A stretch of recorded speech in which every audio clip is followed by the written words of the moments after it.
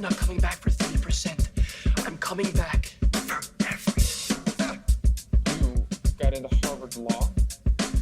What, like it's hard? Scarface on repeat. Scarface on repeat. Constant, y'all. Catch a painted pony on the spinning wheel ride. Some people are saying that your new music sounds a lot like Bob Dylan. Well, maybe Bob Dylan sounds a lot like me. She doesn't even go here. They knew, and they let it happen. Oh, and in case I don't see you, good afternoon, good evening, and good night. Indeed, 94.9 Radio Western. You are tuned in to Outside the Frame, London's only movie talk show. My name is Elijah. Oh, I'm Mike. I'm Sam. Perfect, and we are Outside the Frame, London's only movie talk show. We talk about films and the culture that surround them. I want to thank everybody for tuning in. Today's episode is going to be a lot of fun, but before I get into what the theme of today is, very quickly, if you want to take part in the conversation, you can text us, 519 661-3600. That is 519-661-3600. As always, just a fun time to be here. We are on Twitch. We're not streaming now though, so no need to really bring that one up. But we do have movie trivia. Coming up next week, November 11th at the Holy Diver from 8 p.m. to 10 p.m. It's going to be a blast. I'm really excited about it. Yeah, and we're doing a little. Last month was obviously themed more towards horror. This time we're kind of going a little bit in a few different directions, which should be a lot of fun. And so it's not just, it should be a little bit more general knowledge of movies, but they are themed categories. So it's going to be so much fun. So that's November 11th, right? That is correct. Tuesday, November 11th from 8 to 10 p.m. to 10 p.m. We're going to have tons of awesome prizes as per usual. Mm-hmm. And yeah, it's at the Holy Diver and it's going to be a lot of fun. It's going to be a lot of fun. The past two have been a lot of fun, so I don't. And we have a special guest. We host. sure do. We sure do. And it'll be the gentleman that is also joining us next week on our early Oscar predictions, and that would be Dalton Pike. Yes. Mm-hmm. And then Dalton's going to follow us to trivia and help host trivia night. So that is very true. Yeah. So looking forward to it. We're coming together with all the categories, and I really think you're going to like them. They're a lot of fun. They're so much fun. Yeah. You know what? I'm not talking to you. I'm talking to like the public. I think everybody is going to enjoy them. So make it on out. It's going to be fun. Now, we're in part 4 today of this series. We're in the top 10 now. We're in the top 10 of the top 25 movies of the past 25 years. It's we made it. We made it. It's been a long ride here from August, or I guess from July, since we initially put this list together. And I'm just excited that we've got here because every episode the stakes get risen. Mm-hmm. They get raised a little bit more and more each time, and it's a lot of fun to talk about these movies, and the movies just keep getting better. I mean, that's just by nature of how this list works. Yeah, and really trying to choose 25 movies in 25 years is crazy. Yeah. Mm-hmm. And it was a crazy deliberation process of us just setting up in the newsroom over there. Right. Yeah. You know what I thought might be a good way to start, just so we all know kind of where we're at. Of course. Here, let me just go through the films in order. Oh, please. Up to this point, and then we can kick it off with number 10. We're going from 10 today, which is crazy. Okay. That's 25, we did the Grand Budapest Hotel. We had Mean Girls at 24, Avatar at 23, Little Women at 22. Right, Sam? Little Women? Absolutely. Yeah. Okay. Zero Dark 30, that movie rips, at 21. The Dark Knight at 20. American rips. Psycho at 19. Get Out at 18. Rips. No. Yeah. Lord of the Rings, Return of the King at 17. Lost in Translation at number 16. Yeah. Arrival. Dude, Lost in Translation is so awesome. Okay. Arrival at 15. Wall-E at 14. Yeah. The Wolf of Wall Street at 13. Spirited Away at 12.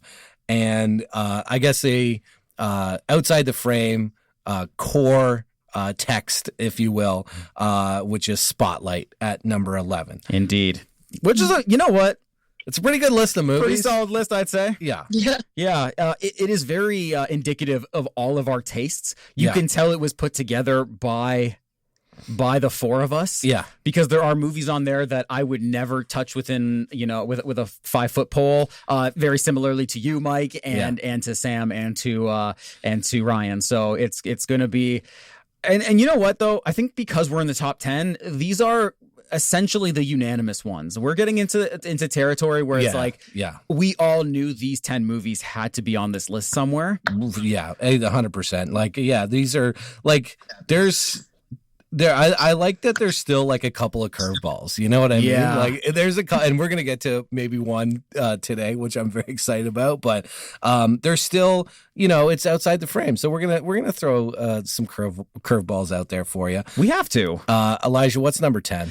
Number 10 is a fun movie. Fun depending on what your definition of the word fun is. But it is a movie that goes by the name of Whiplash. Now, was I rushing or was I dragging? Count again. 1, 2, 3. 1, 2, 3. 1, 2, 3. Rushing or dragging? Rushing. So you do know the difference. If you deliberately sabotage my band, I will you like a pig. Now, are you a rusher or are you a dragger? Or are you going to be on my time? I'm going to be on your time. Oh my goodness. Whiplash is one hell of a movie. It was written and directed by Damien Chazelle, stars Miles Teller, J.K. Simmons, Paul Reiser, Melissa Benoist. It's about an ambitious jazz drummer, Teller, who is pushed to his limits by his abusive instructor to realize his full potential. This movie won 3 Oscars, including supporting actor, film editing, and sound mixing. It made $14 million domestically, $50 million worldwide.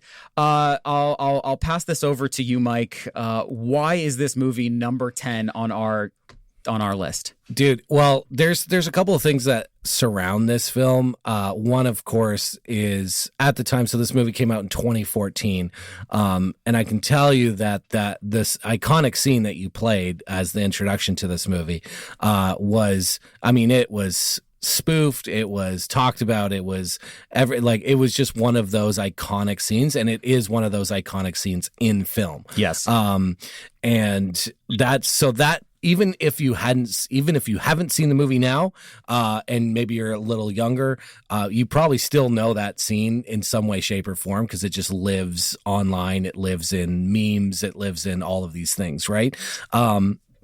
So I think that scene kind of just even was almost bigger than the film itself. Like, it was also kind of the perfect Oscar movie in a lot of ways, because a lot of times Oscar movies just don't make a lot of money. At least 10 years ago, that was the case. Now it's a little different.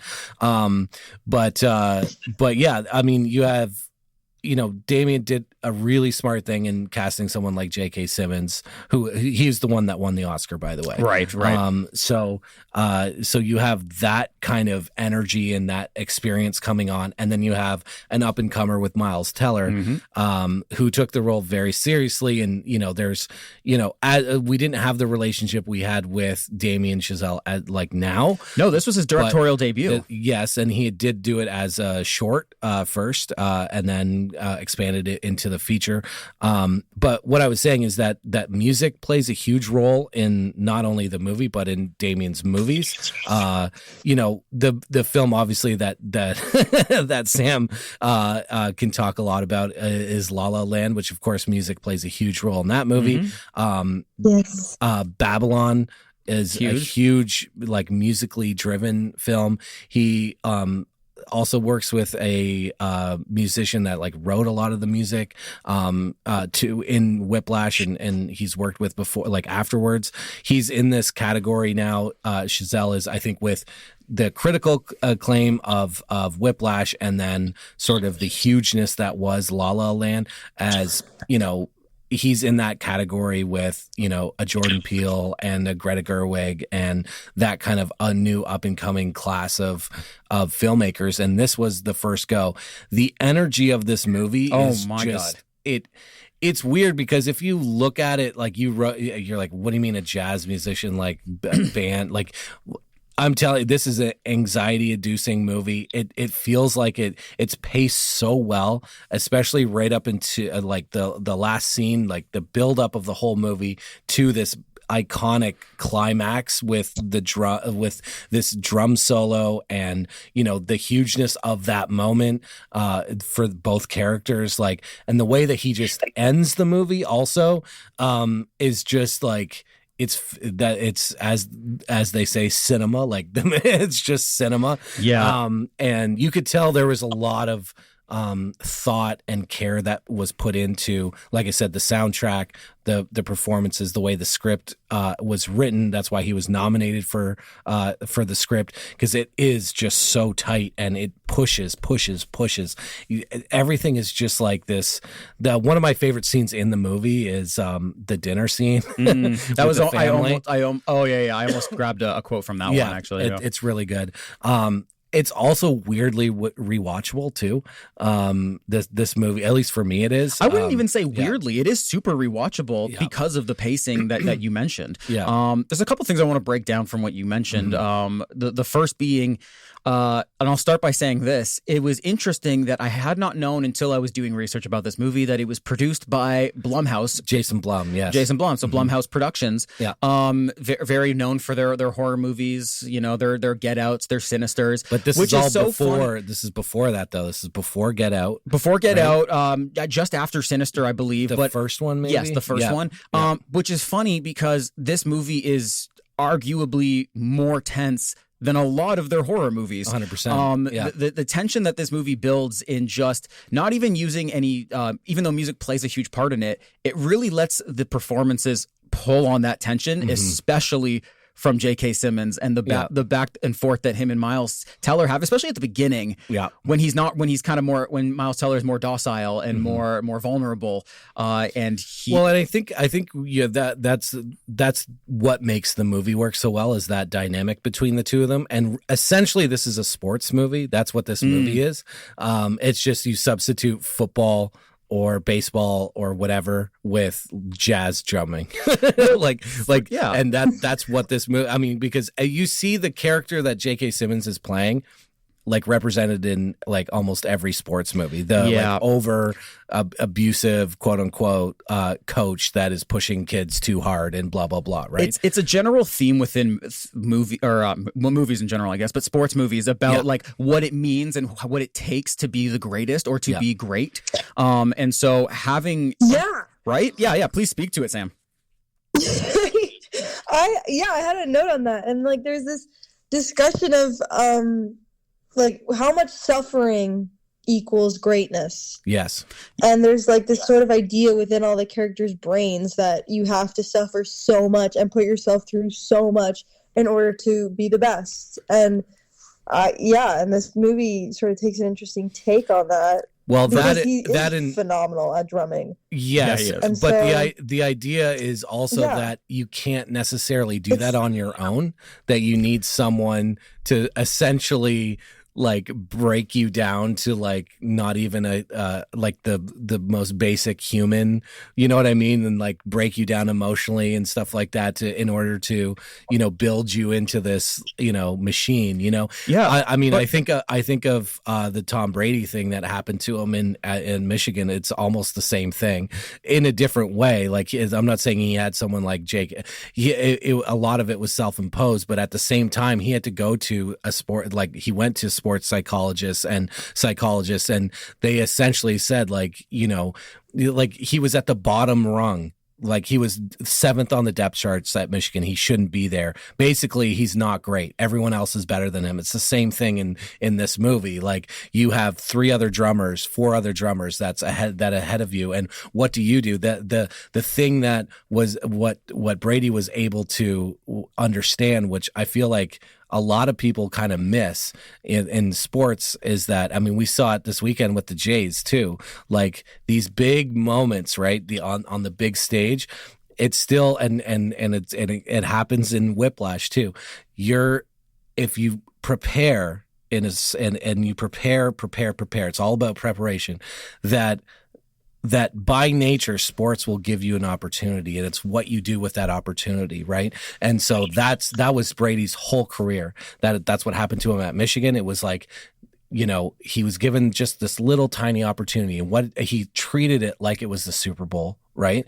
And then all of a sudden he was like at a Orange Bowl or whatever he was at, and he treated that like the Super Bowl. Then it's like every little thing. Then he gets to the Patriots and he's fourth on that depth chart. It's the same thing with Miles Teller's character. It was like he had to treat those practices like he was on the biggest stage, right? Now, the interesting thing about the suffering is like, do you need that externalness of and that abusiveness, that negative, that barrage of insanity, to make you realize these things and make you push yourself further and make you better. Yes. And I love that the movie, especially the ending, I think it's honestly one of my, if not my favorite ending of any of the movies on our list, because it doesn't really give you, it doesn't really give you an answer. It actually lets you decide, or the audience decide, whether or not what has happened is, depends on your framing. 100%. It's like, wow, he has truly achieved greatness through the beating down of this like psychopath. Yeah.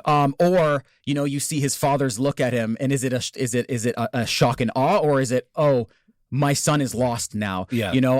For what? He's pushed away his girlfriend, he's pushed away his family, and he's fallen into the mindset of this psychopath. Like it really lets you decide. Well, as Sam was saying, like the question is was that suffering worth it? Right. That's really what the question is at the end. Yeah. Like he does the thing. Yep. Right. He does the thing. And so you're left with that question. Was all of that worth it? Was the suffering worth it? Right. Yes. Yeah. Just masterfully done in in all of those ways. I don't really have a lot more to say about this. I think that J.K. Simmons gives an all-timer performance. It's a 5-star. It's not like we haven't seen like a drill sergeant-esque performance before, but he is so commanding. Mm-hmm. His performance is so commanding, and in any other, and paired with smart writing, it lets you be captivated by his performance rather than just being like, oh, this guy's a psychopath. Like it's like, no, we actually kind of see why he is the way he is and what his nature is derived from. My favorite thing, and maybe this is why I connect with this movie, not just from the musical standpoint, but is that I love that it's such a niche thing that they take so seriously. Like an example on that is you said drill sergeant, so okay, Full Metal Jacket, right? Okay, well the stakes are about as high as you can get. Like this guy's basically like, if you don't listen to me, you're gonna die, essentially, right? So therefore, I'm gonna treat you like this so that I can build you up to be a person that doesn't die or has a less chance of dying, right? Stakes are at all time high. If you look at sports movies, it's like the championship game, the whatever, and we're talking about like American sports or North American sports or whatever, soccer, the biggest things that you can do, right, in sports. Here we're talking about jazz drumming, okay? Right. Right. First of all, it's like a niche of a niche genre of music, right? Yep. And then you're talking about someone who plays that music on one specific instrument and is classically trained to play that. Yeah, right. And it's like, well, that's his Super Bowl, that's his World War II, right? But the way that J.K. Simmons, like his character treats it, is like it is World War II. It's life or death. Life or death, right? And if you don't treat it like that too, then we have nothing else matters. You're wasting our time. Yeah. And that's something that I connect with so much, because like jazz and jazz drumming is very dumb. So is music. Wow. Awful take. So are movies. It's all very stupid. However, to me, like someone might be like, yeah, but jazz drumming is the most important thing to me, right? Right. In my case, it's movies are the most important thing. It's also very stupid, though. It's very dumb to care about opinions about movies and rank them and say that you're a dumb person for not liking the movie this way. Like it's very, and like analyzing movies and thinking that they matter on this level. Because they do at the same time. It is all very dumb. But that's what I connect with is that, like, I also take it very seriously. When you're making a film, it is life or death. It is like, in a lot of cases, it is. It's financial life or death. It's career life or death. Like, it's very serious. But you're just doing it in a thing that's kind of really dumb. It doesn't mean much, you know? And I love that. You know? Yeah.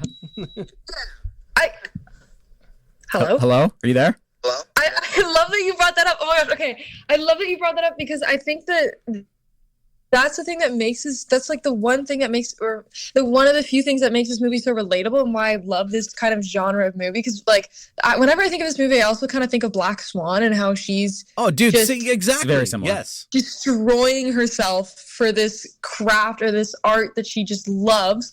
And I think everyone, a lot of people at least, have one thing that they absolutely would just destroy themselves for. Yeah. And so I think that's the one thing that makes this movie so addictive almost, is that, like, yeah, like he has to be great. And you feel like, yeah, you know, like I get why he wants it so bad. Yeah. But at the same time, at what cost? Everybody has their passion, right? So it's just about what you do to dedicate yourself to being the best at It's not that a passion, though. But it's not jazz drumming is absolutely a passion. It's an obsession. Oh, fair point. Right? Okay. But that's where it gets interesting. It's where it becomes the rest of them being passionate. You can have a and then passion for ice cream. Obsessed with right? it, you know?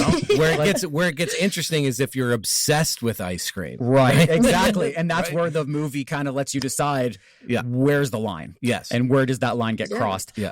Do we have any final thoughts before we move on to our number 9 pick? Go for it. Fantastic. Well, our number 9 pick is a gorgeous little movie that goes by the name of Moonlight.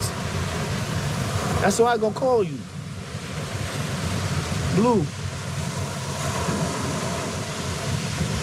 Say your name, Blue. Nah.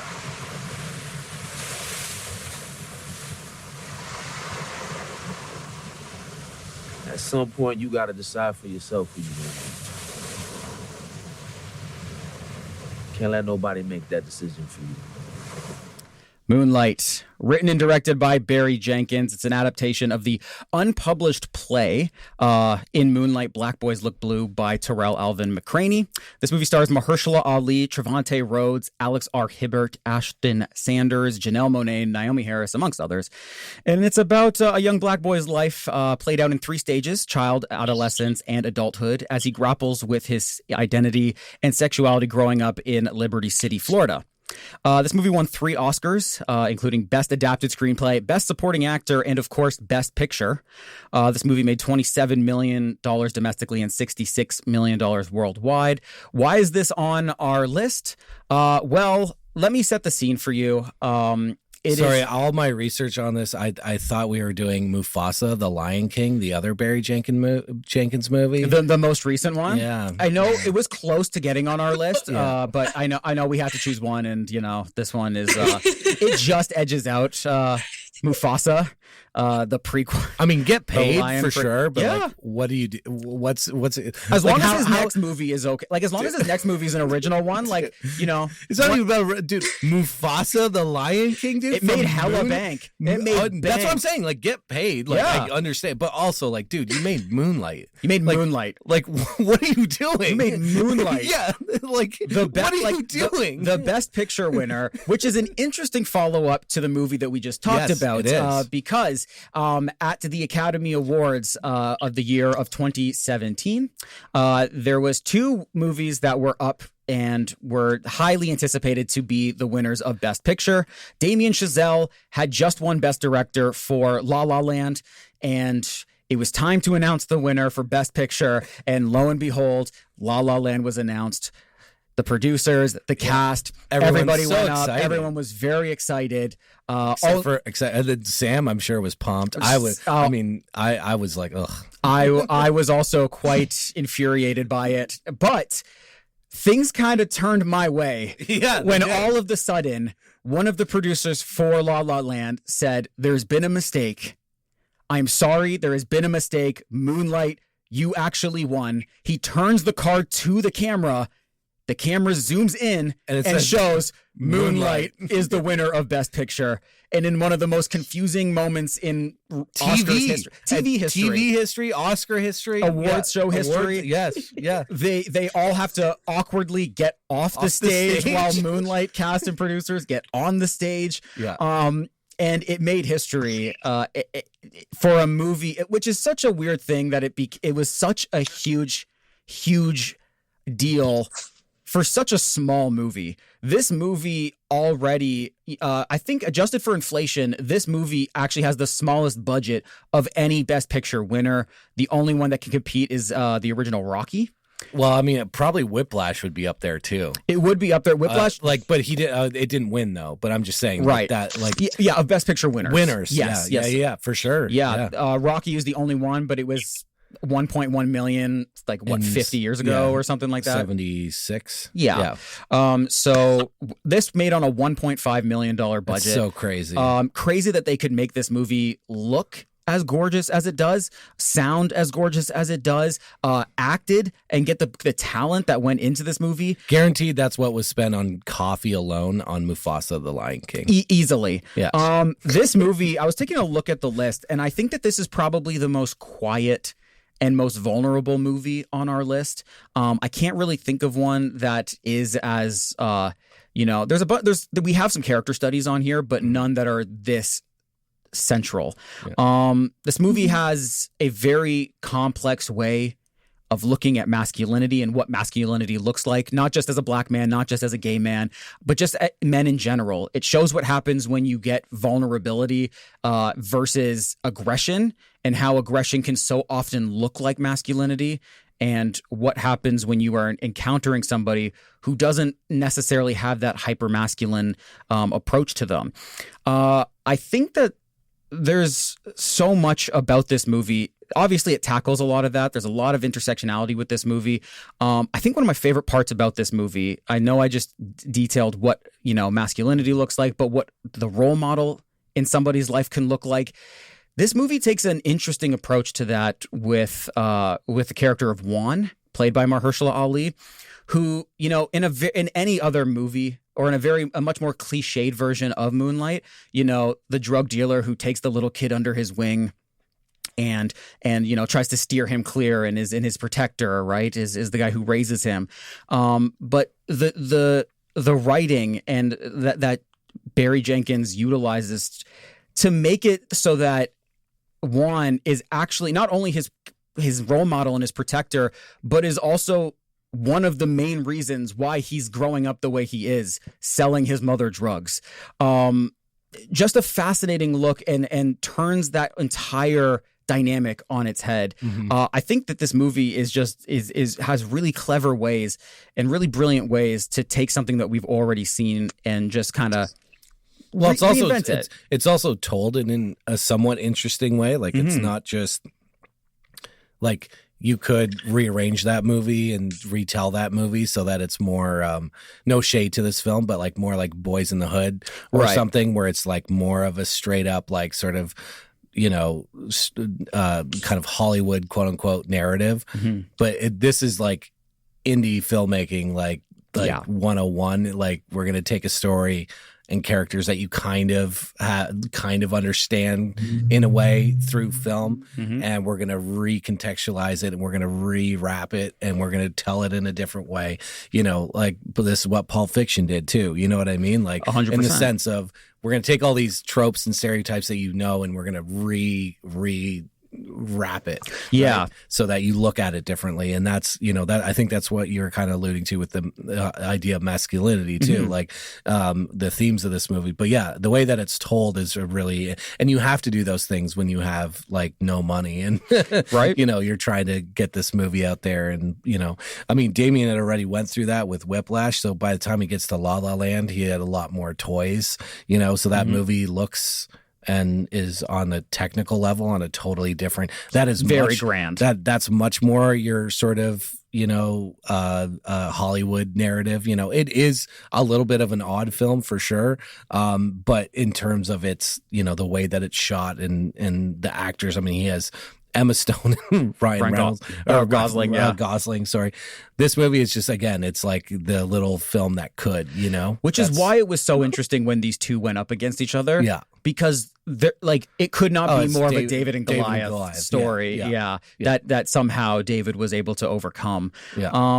I like what you mentioned about it being recontextualized, because this is like masculinity is not something that's it's not foreign to storytelling or to film by any means. No, but it misses a lot of nuance though. For sure. And also I think, not to get into a whole other realm, but that's where I think a lot of the misunderstanding of what male/masculinity and sexuality, all of that stuff that goes along with it, a lot of it is looked through the lens of like a 14-year-old boy, and that's exactly what it is. And it can't ever be anything more than that. Right. And where the opposite is much more complex and it's much more of a mystery and blah, blah, blah. Right. For sure. And I don't mean to blah, blah, blah it, but I just mean like, no, but there's a lot more to that where, this film attempts to, and I think successfully, gives us much more nuance and a different understanding of what that could look like, right? And not just in the settings that it is, or the in terms of race or sexual identity, but also the fact that this movie takes place at 3 separate stages of his life. Correct. So it shows you the initial feelings that he has of growing up and feeling different than everybody else when he's a child. How when he kind of confirms that in his teenagehood, in his adolescence, what that does to him and who turns against him because of it. And then in his adult life, how that has all played out to shape him to who he is now, where he's kind of repressed that to now he has to put up a front to who he, a completely different person, to more in line with the people that bullied him as a kid rather than, being closer to his true self. Yeah. I really like the way that you said that. I think that, it showed so well, because when you're a kid, this character is so good, and he's a sweet character. And then, when you're a kid, you kind of just look to other people to show you who you are, and you can see the emotional weight that every single character has on him from a very young age, and how that carries throughout the movie. And not a lot of movies do that, where you can literally see every single character's effect on this person. Yeah, you see the actions through his own the more he grows up. You see how Juan's character was influenced in him, and how he's kind of taken some of those traits and brought them into his adult life, or how the kindness of, I'm forgetting her name, but Janelle Monáe's character, how he interprets that into his adolescence. Very well done. And I think it's interesting to note that during my research, I read that these actors, the actors playing the 3 versions of Chiron, did not meet each other at any point during this, and had no idea what the other interpretation was going to be. But I think that speaks a lot to the direction that Barry Jenkins gave them all, that there is subtle hints of each other's performances in each other that you can spot almost instantly. I just think that's so masterful.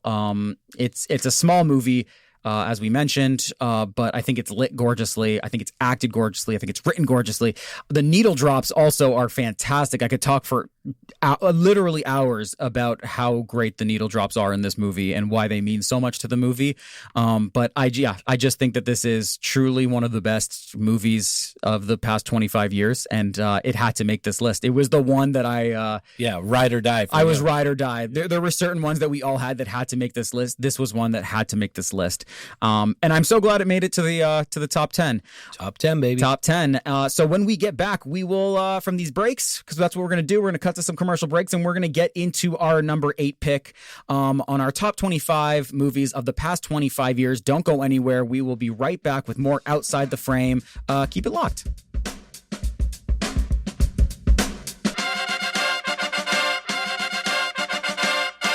If you're just tuning in, thank you. You're listening to 94.9 Radio Western. You're specifically listening to Outside the Frame, London's only movie talk show. We are currently in the midst of our part 4 of our top 25 films of the past 25 years. We just got finished talking about Whiplash and Moonlight.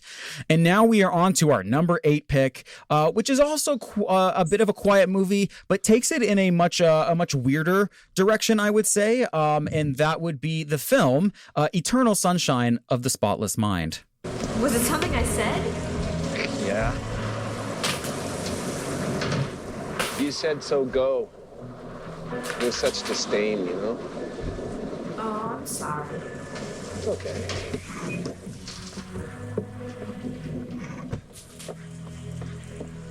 Jolie? What if you stayed this time? I walked out the door. There's no memory left. Come back and make up a goodbye at least. Let's pretend we had one. Eternal Sunshine of the Spotless Mind. This movie, of course, was directed by Michael Gondry. It was written by... Is it Michel? Michel Gondry. My apologies. Oh, yeah, he's French. That's right. My apologies. It was directed by Michel Gondry, also written by him and Charlie Kaufman and Pierre Bismuth. I'm going to assume that's how that's pronounced.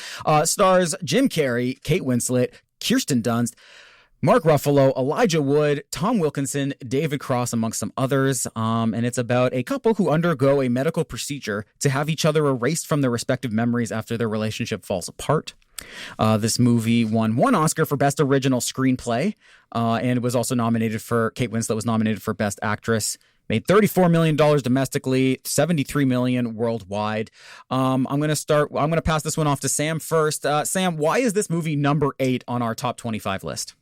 Oh my gosh. Okay, I think that it literally, if I did nothing in my life and I only did one thing and it was create this movie, I would be so insanely proud. I think that this movie talks about just human connection in a way that's so, like, I've heard so many people say that this movie is simple, but I think the way that it talks about people and their relationships is really complex. And I think that when you're watching that movie, it really just sticks with you. Like, geez. And it's such an interesting spin on a relationship and saying, yeah, it did suck, but here's, what else? What else would it be? Yeah, it's the ultimate. Is it better to love and lost or to have never loved at all? Movie, the ultimate breakup movie. The ultimate movie about just losing that love and just trying to hold on. What you have when that love is gone are the memories that you have that are associated with it, no matter how hard they hurt. Honestly, one of the best premises of any movie on our list, like truly an astounding premise.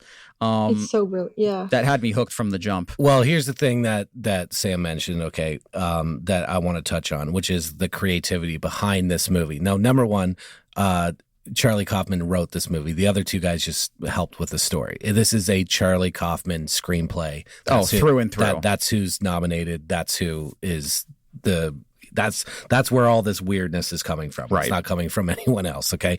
If you don't know who Charlie Kaufman is, I would highly, highly recommend looking into him.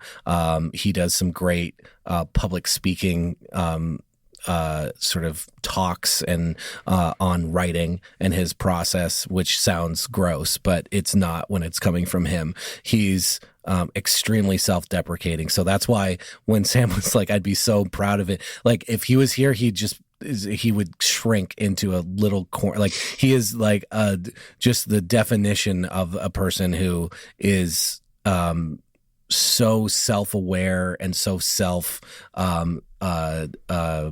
what's the word I'm looking for when you self-analytical to the point where it's like a problem. right and so so it makes me happy knowing a little bit about his history, where he comes from, being a fan of his work specifically, to that this movie, it's not just we're just obviously three people, but it's a lot of other people connect with this film, not knowing who Gondry is, not knowing who Charlie Kaufman is, not knowing anything about that, and just seeing it as this sort of creative, wild, like, who even did a person come up with this movie? Like, where did this come from, right? Mm-hmm. And I think that's one of the most fascinating things about Kaufman is, like, when you look, I mean, the best way to get into the space of this movie is knowing that he wrote a movie called Being John Malkovich. Oh, hell yeah. And this is, just let me cook here for 30 seconds. This is a movie in which John Cusack goes into this job where, like, all the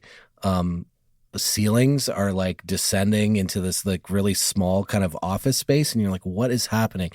And he figures out that if you go through this one tunnel or this one air duct or whatever, that you get to live inside of the real actor John Malkovich's brain. You get to see what he's seeing, right? And inside of his head for 15 minutes. And then after the 15 minutes are up, you're spit out on the edge of a New Jersey turnpike. Yes. That's the premise of this movie. That's what this movie is. He starts selling tickets, right? Then that's only the first half of the movie. Then it becomes this whole existential crisis movie and all this other craziness happens. Yeah. That is the man. That is the person that wrote that movie, okay, is writing. This is his version of Love Actually. Okay, this is his version of like one of the like if he was given a storyline when Harry Met Sally. No, this is his love. This is his romantic comedy, right? Is Eternal Sunshine of the Spotless Mind. Would you frame this as a romantic comedy? Absolutely not. But I'm saying this is that's like if he was asked, that's this person's write a romantic version, comedy, right? He'd be like, This is it, right? This is love. This is you're falling in love with someone, right? Is it better to love and lost, right? These are all things that are inside of When Harry Met Sally. I'd love to see that. Except in this movie, you have all this other insanity happening, right? Right. It is essentially a rom-com. That's what this movie is. It is very romantic. However, it's coming from. That's where this is coming from. Is like this swirling person of insanity, right, and creativity and self-deprecation, being self-analytical that it's like a disease almost, right? Mm-hmm. Can even you find a person to fall in love with, or that will fall in love with me? And what would it would take time travel and all this other stuff to, like, right? And then are you going to self-sabotage it, or are you gonna ruin it? Are you gonna, he's asking all of these kind of questions, and yeah, it's basically like, Charlie Kaufman, write me When Harry Met Sally, and then he drops you the script to Eternal Sunshine of the Spotless Mind. Yeah, he's never written a straightforward movie in his life, and I'm so thankful that we have him.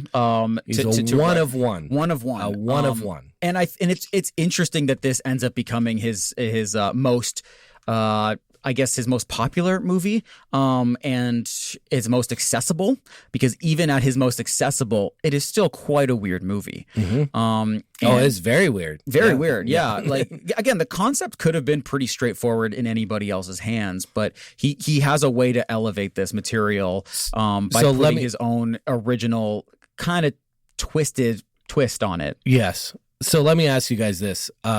What was your introduction to this movie? Like, how did you did you just randomly see it somewhere? Like, what was your introduction to this film?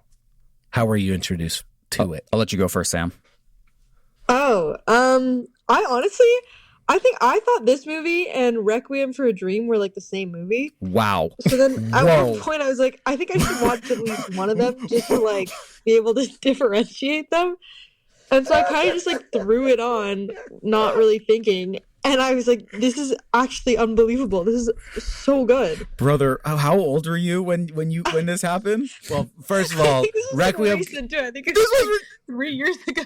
I was going to say, because Requiem for a Dream, you were probably 6 months old when it came out. And then you were probably, 2 when Eternal Sunshine came out? I don't know. 2 or 3, I would assume, yeah. Pretty young. I'm glad you chose to watch this one.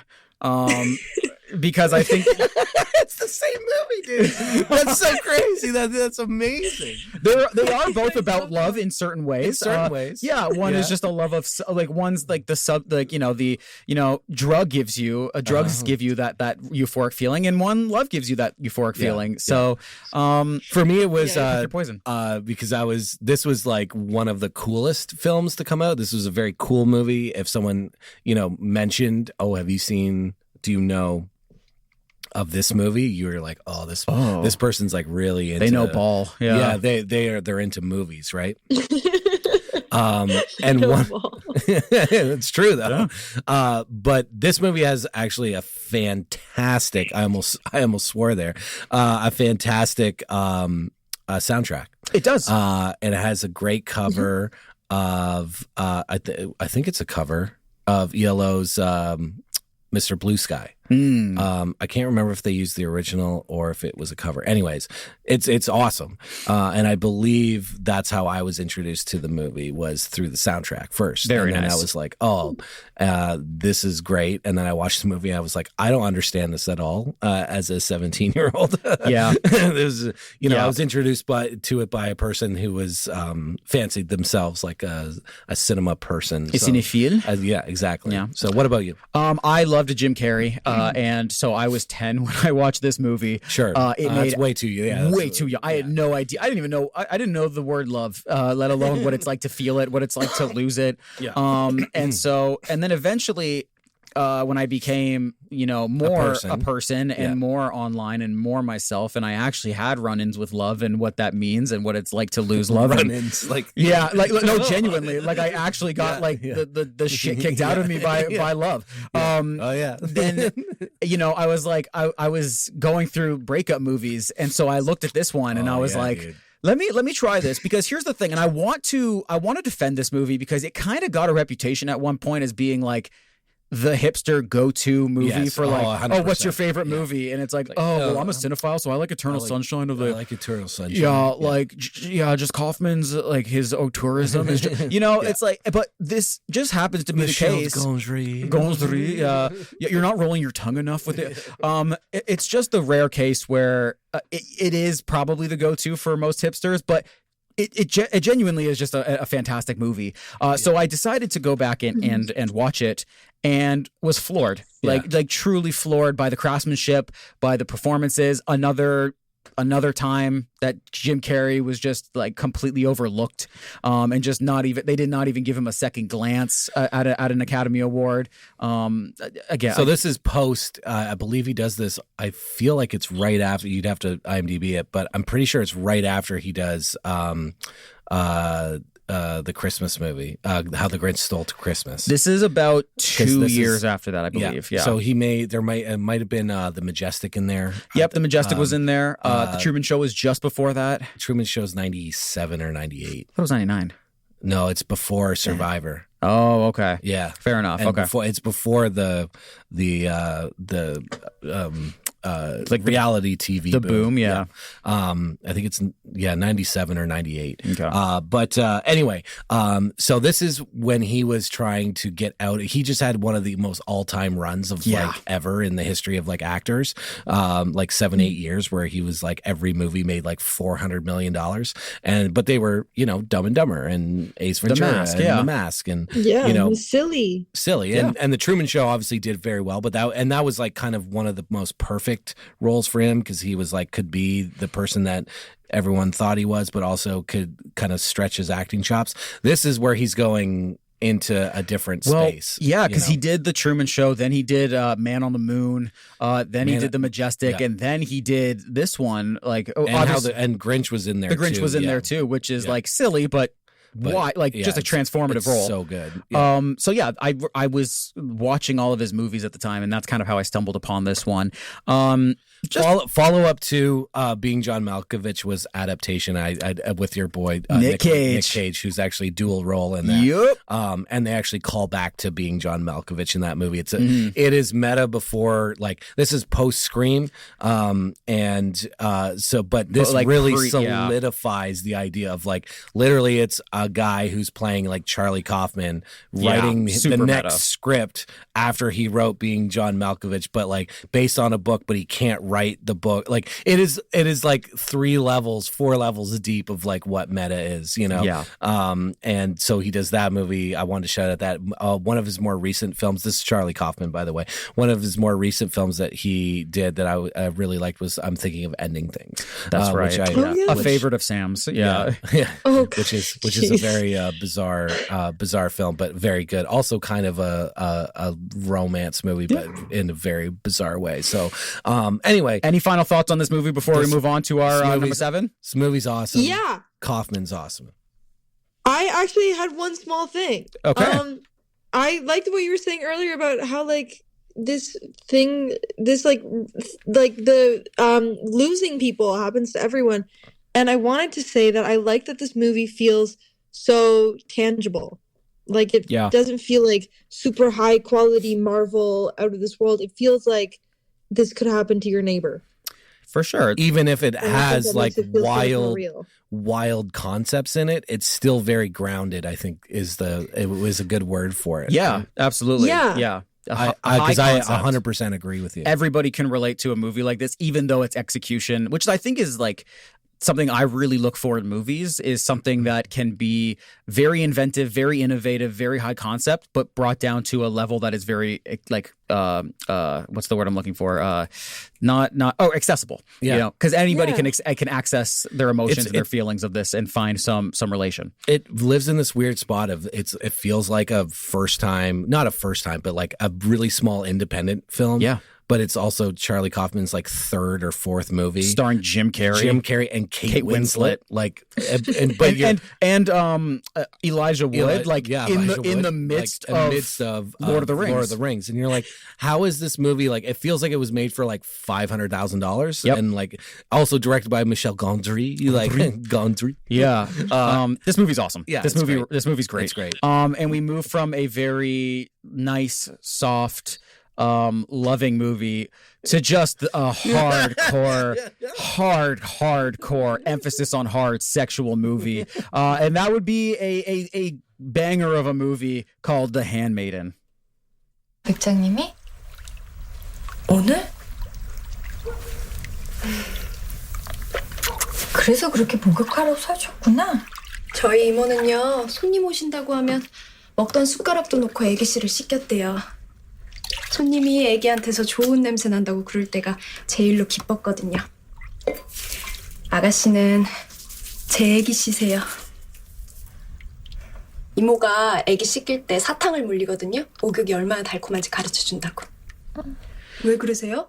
The Handmaiden. Oh, my goodness. Directed and written by none other than Park Chan-wook. Yeah. Also written by him, Chung Seo-kyun and Sarah Waters. This movie stars Kim Tae-ri, Lee Young-yo, and Yao Min-chae. And it's about a pickpocket who is hired as a handmaiden by a swindler to help seduce and steal the fortune of a Japanese heiress. That is the most basic and vague way I can give that to you, but I think it's the best way anybody could go into this movie. It made $2 million domestically, $37 million worldwide. Why is this movie on our top 10? Because it rips. It's incredible. Yeah. It's a hell of a ride. It's a masterpiece. And Park Chan-wook, who also has a movie coming out shortly called No Other Choice. This to me is everything that his career was pushing towards. It looks amazing. Like the cinematography's wonderful, gorgeous.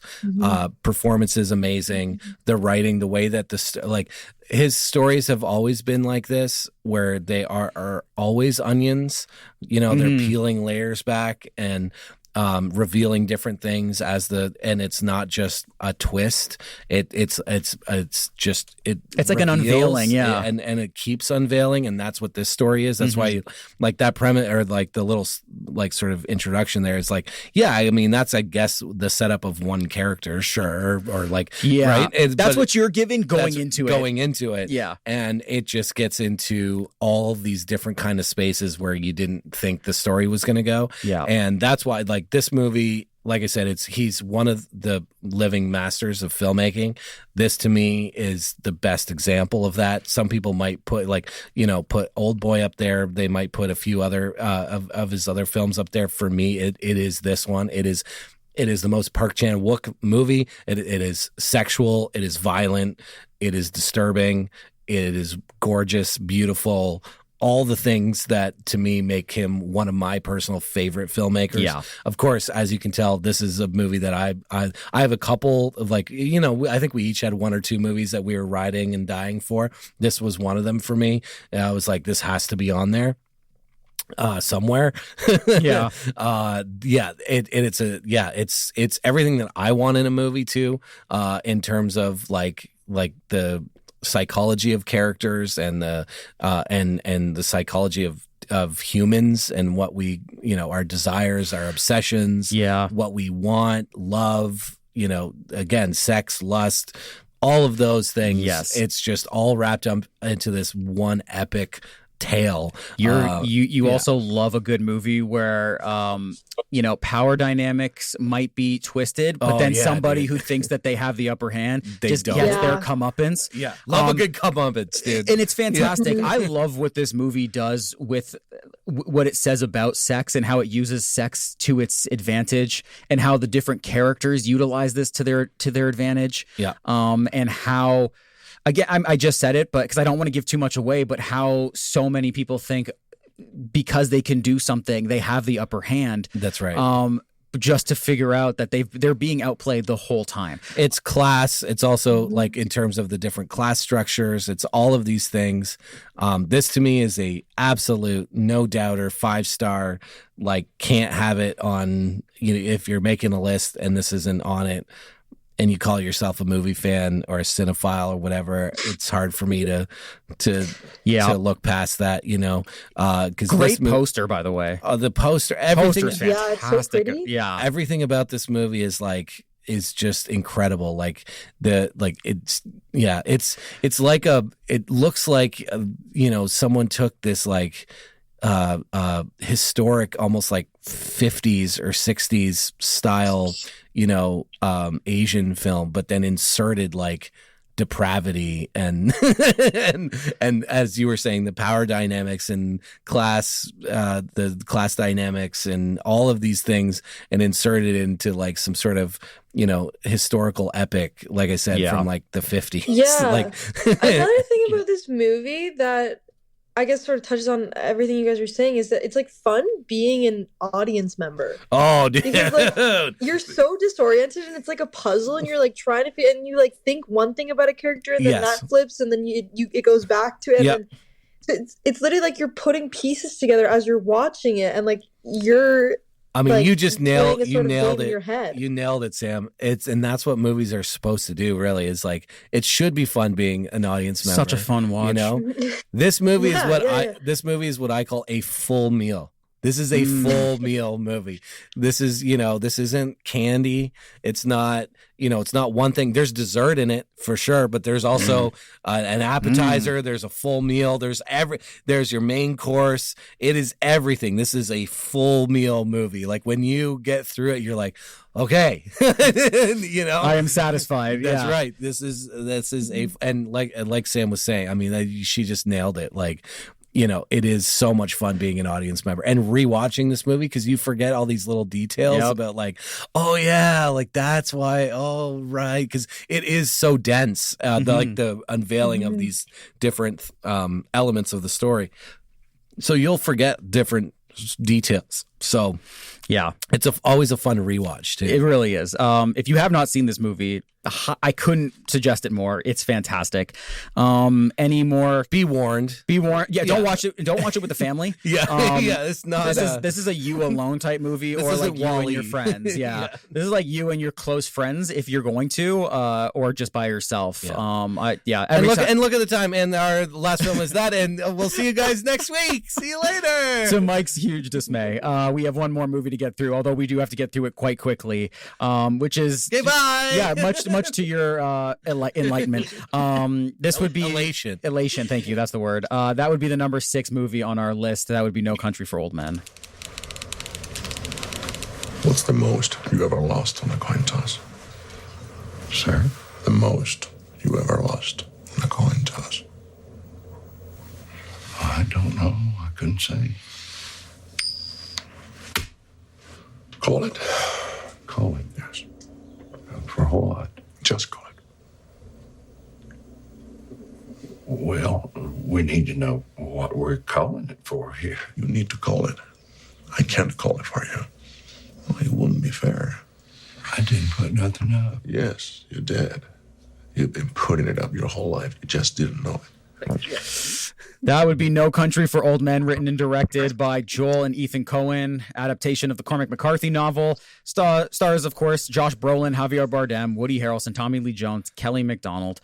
It's about a hunter who stumbles upon $2 million after a drug deal gone wrong, and he finds himself in the sights of a hitman who is hired to retrieve the money. Blah, blah, blah, blah. This won 4 Oscars, including Best Picture, Best Supporting Actor, Best Director, and Best Adapted Screenplay. 74 million domestic, 171 million worldwide. Crazy. I have some notes from someone who couldn't be here today, who is largely the reason this movie is so high up on our list. Well, that's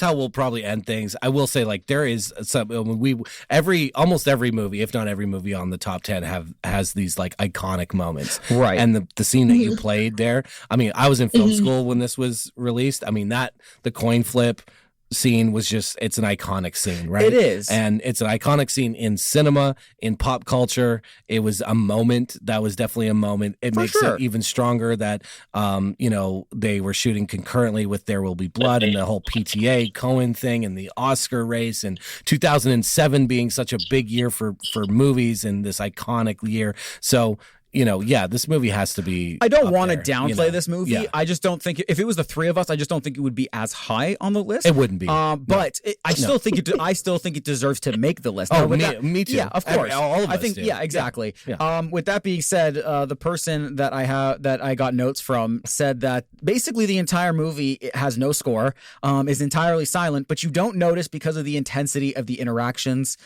This person believes that it is a perfect translation of the Cormac McCarthy novel. Mm-hmm. The Coen brothers at one of their many peaks, and loves how much this ties into the title of No Country for Old Men, being the fact that Tommy Lee Jones plays an old guard who can't understand and grasp why his viewpoints and his morals don't belong in this modern world. Yeah. This movie has an incredible Javier Bardem performance. I really like his performance in this. He's still chasing it. Yeah, like that's the thing is once you get one this good, it's hard to top. It. Yeah, hard to top it. But I mean, he got almost every award in the book for it. It's the haircut, man. The haircut really makes him freaky. This brought a whole new revitalization to the Western genre in modern times. Obviously after like the 90s, there was kind of slowed down a bit, but then mid to end 2000s, this is kind of what shot new life into it. This movie is, I mean, maybe Sam can speak on it a little more, but like this is like core like film bro. For sure. And I think I was 22 when this came out. I was in film school.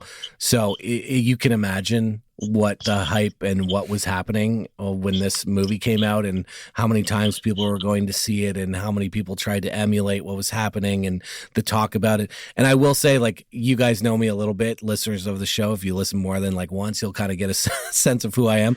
If something's like super populist for what I think is like shallow reasons, even reasons that I don't even understand, I will just immediately go against it just because I'm not that kind of person. Like, I have to like it for my own reasons. Of course. If it's popular, great. If it's not, I don't don't give a shit. So, but with this movie, it was like, it felt like it was why it took me much longer to come around to the Tarantino thing too, because it was just so forced down your throat. Like, you must think this is brilliant. Everybody was talking about it. Everyone was talking about what a masterpiece it was. Being in film school, I can only imagine. It was so, like, everyone was just like, look at the cinematography. And I'm like, hey, you know what's really cool? Like Russ Meyer. You know what I mean? Like, that's what I want to be doing. And then they're talking about all the violence in the movie. I was like, this is crap. You know what I mean? Like, this is it must have been, this is high, this is like the this is wine sipper crap. You know what I mean? Like, it would have been real fun to be a woman in film school in 2007 when this and There Will Be Blood came out. I can tell you, it's one of the reasons why I think I got along with a lot of my classmates that were female, because I was just ripping this There Will Be Blood. I was just like, this is all like pretentious BS. Like, I'm not in, this is not what I'm into. You know what I mean? It's not what I wanted to make. It's not the filmmakers I was into. Obviously, as you get older, you develop taste, and you develop, or you should anyway.